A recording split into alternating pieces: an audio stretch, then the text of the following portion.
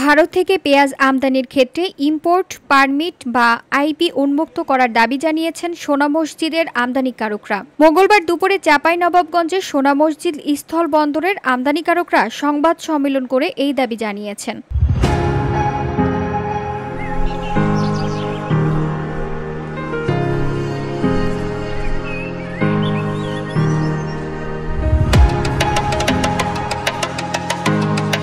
সংবাদ সম্মেলনে বলা হয়, আগস্টে কয়েকজন আমদানিকারককে 50 মেট্রিক টন করে পেঁয়াজ আমদানির অনুমতি দেওয়া হয়। মাত্র 2 দিন পরে আবার ওই অনুমতি দেওয়া বন্ধ করে দেওয়া হয়। তবে পরবর্তীতে একটি সিন্ডিকেট আদালতের আদেশের মাধ্যমে আইপি নেওয়ার চেষ্টা করেছে। এটি হলে পেঁয়াজের বাজার একটি সিন্ডিকেটের হাতে চলে যাবে। এই জন্য পেঁয়াজের আইপি উন্মুক্ত করে দেওয়ার দাবি জানান তারা।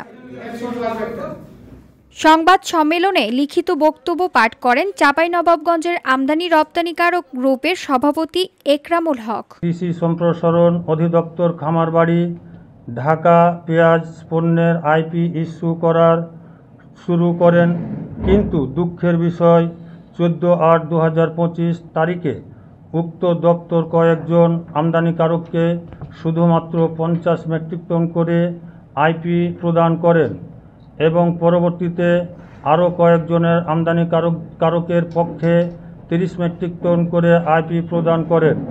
আরও বক্তব্য রাখেন আমদানি রপ্তানিকারক গ্রুপের সাধারণ সম্পাদক আরিফ উদ্দিন। আমদানিকারকরা দাবি করেন, আমদানি বন্ধ হয়ে যাওয়ায় পেঁয়াজের দাম 80 টাকা কেজি দরে বিক্রি হচ্ছে। আমদানি বাড়লে খুচরা বাজারে পেঁয়াজের দাম 40 টাকায় নেমে আসবে বলেও দাবি করেন তারা। পেঁয়াজের বাজারটা 50 থেকে 55 টাকায় স্থিতিশীল হয়েছিল।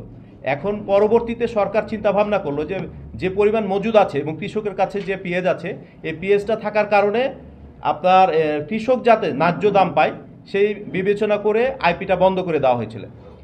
আমরাও আবেদন করেছিলাম, আমদানিকারক সকলে আবেদন করা আছে যে না, পুনরায় যদি আইপি ছাড়ে সেক্ষেত্রে আমরা আইপি পুনরায় পাবো। বর্তমানে আমরা দেখতে পেলাম একটা ঘটনা যে মহামান্য হাইকোর্টের আদেশে আমাদের কয়েকজন আমদানিকারক হাজার হাজার মেট্রিক টন পেঁয়াজের আইপির জন্য পারমিশন পেয়েছে। সেক্ষেত্রে এখনও চলমান আছে, আইপি নির্দেশনা এখনও ক্লিয়ার হয়নি, তবে আমরা জানতে পেরেছি যে আইপি তারা পাচ্ছে।